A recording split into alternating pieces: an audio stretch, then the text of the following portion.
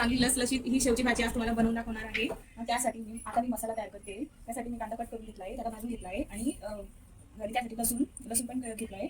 लसूण जास्तही घेतला तरी चालतो आणि खोबऱ्याचं कूट केलं आहे, तेही मी भाजून घेतलं आहे. आणि कांदा हा आपण मसाल्याच्या अगोदर टाकून देऊ तेलामध्ये. लसूण, खोबरं आणि कांदा हे आता मी मिक्सरमध्ये फिरवून घेणार आहे.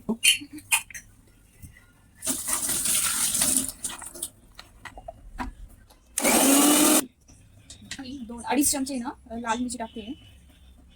त्यानंतर थोडा गरम मसाला, त्यानंतर धना पावडर ही मी 2.5 चमचे घेते आणि मी परत अजून एक वेळेस फिरवणार आहे ते मिक्सर.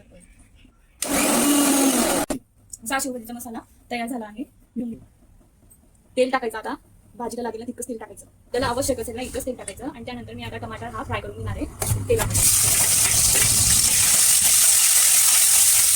त्यामध्ये फ्राय केल्याने ना चव चांगली येते. मी एका तांब्यामध्ये गरम पाणी करून घेतलंय, त्याने चव वाढते. गरम पाणी टाकल्याने चव वाढते. आता हा व्यवस्थित लाल द्यायचा. आता मी मसाला टाकते.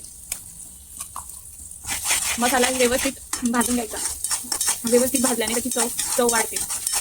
तो आपला मसाला 10 मिनिटं आपण होऊ द्यायचा. त्यानंतर हा मसाला झालेला आहे. त्यानंतर मी त्याच्यात पाणी टाकणार आहे. यामध्ये पाणी टाकते. गरम केलेलं पाणी ही त्यात टाकते. आपल्या चवीनुसार पाणी टाकायचं. मी भाजीमध्ये इतकं पाणी टाकलंय. आपण घट्ट किंवा पातळ करू शकतात. आपल्या चवीनुसार भाजीत मीठ टाकायचं. आता या भाजीला थोड्या वेळ शिजू द्यायचं. तयार झाली आहे शेवभाजी. त्यानंतर मी शेव टाकते त्यामध्ये. तशी ही शेवभाजी तयार झाली आहे.